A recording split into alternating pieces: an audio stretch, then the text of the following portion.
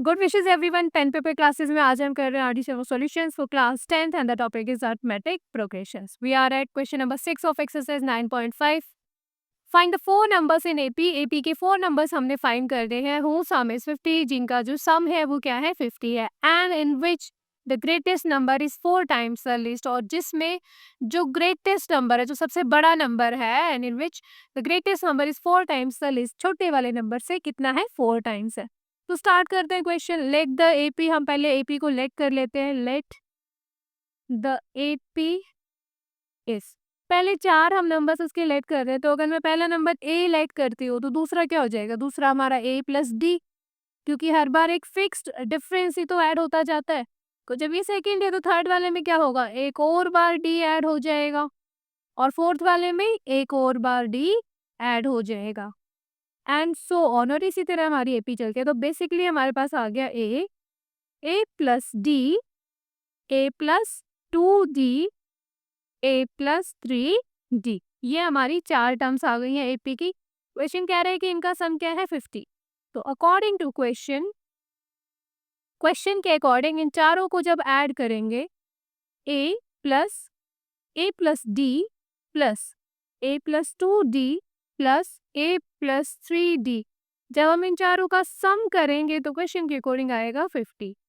तो कर लेते हैं A 4 A, D plus 2d 3d plus 3d 6d।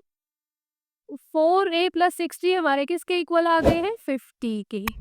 तो यहाँ से देखो तीनों ही हमारे 2 से डिविजिबल हैं, तो हम इन्हें 2 से डिवाइड कर लेते हैं। तो यहाँ हमारा आ जाएगा 2a plus 3d is equals to 50। इसको मैं फर्स्ट इक्वेशन नाम दे लेती हूँ। सेकेंड इक्वेशन के लिए क्या कहा इन्होंने, in which the greatest number is 4 times the least, जो सबसे बड़ा नंबर। अब देखो इस एपी में ग्रेटेस्ट नंबर हमारा ये है, this is our greatest number, and this is the least number, सबसे छोटा है। तो ये जो है इसके 4 टाइम्स के इक्वल है। This is also according to question कि जो ग्रेटेस्ट नंबर है यानी ए प्लस 3d है, वो लीस्ट नंबर यानी ए के 4 टाइम्स के इक्वल है। यहाँ से हमें सेकेंड इक्वेशन मिल जाएगी।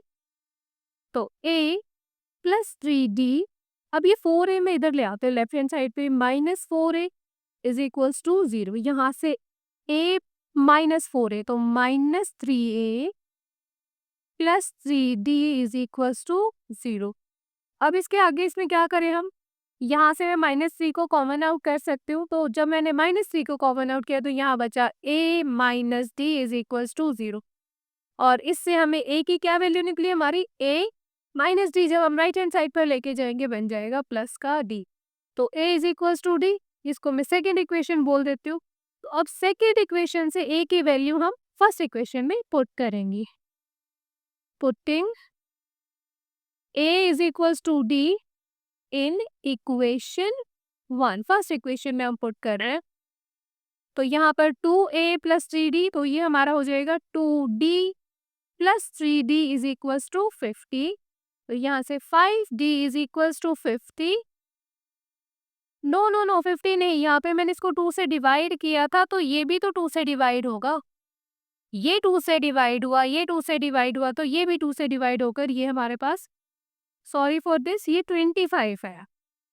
तो यहाँ से अब हम d को जब सॉल्व करेंगे तो d हमारा 25 डिवाइडेड बाय 5, 5 से इसको कैंसिल किया, हमारे पास d की वैल्यू आ गई है 5। अब देखो d हमारे पास 5 है, तो बस अब हमने a plus d, a plus 2d, a plus 3d, इसमें हमने क्या करना है, हमने a और d की वैल्यूज इंसर्ट कर देनी है। 5 5 plus 5 5 plus 2 into 5 5 plus 3 into 5, तो यहाँ से 5 10, 5 प्लस 10 15, एंड 5 प्लस 15 20। तो ये जो आई है हमारी, यही थी रिक्वायर एपी।